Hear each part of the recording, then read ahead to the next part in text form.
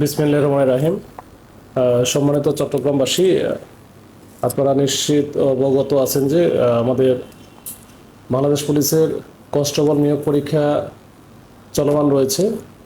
আগামীকাল অর্থাৎ 24 তারিখে লিখিত পরীক্ষার ফলাফল প্রকাশিত হবে এবং যারা লিখিত পরীক্ষা উত্তীর্ণ হবেন তাদেরই মৌখিক পরীক্ষা অনুষ্ঠিত হবে।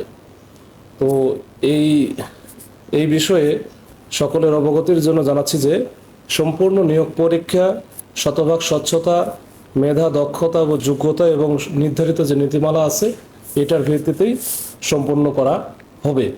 কোনো প্রকার দালাল, প্রতারক চক্র, তদবির বা অবৈধ আর্থিক লেনদেনের মাধ্যমে নিয়োগ পাওয়ার কোনো সুযোগ নেই। যদি কোনো ব্যক্তি চাকরি পাইয়ে দেওয়ার নামে অর্থ দাবি করে অথবা প্রতারণা করে, তাৎক্ষণিকভাবে নিকটস্থ থানা অথবা জেলা পুলিশকে অবহিত করবেন, আমরা এটার ব্যবস্থা নিব।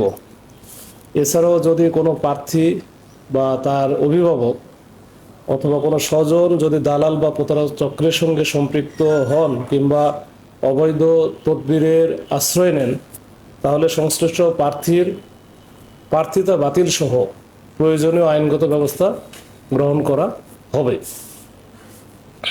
চট্টগ্রাম জেলা পুলিশ দৃঢ়ভাবে বিশ্বাস করে যে যোগ্যতার ভিত্তিতেই হবে নিয়োগ। দুর্নীতি ও তদবিরের কোনো স্থান বা সুযোগ নেই। সকলকে এ ব্যাপারে সচেতন থাকার জন্য বিনীত অনুরোধ করছি।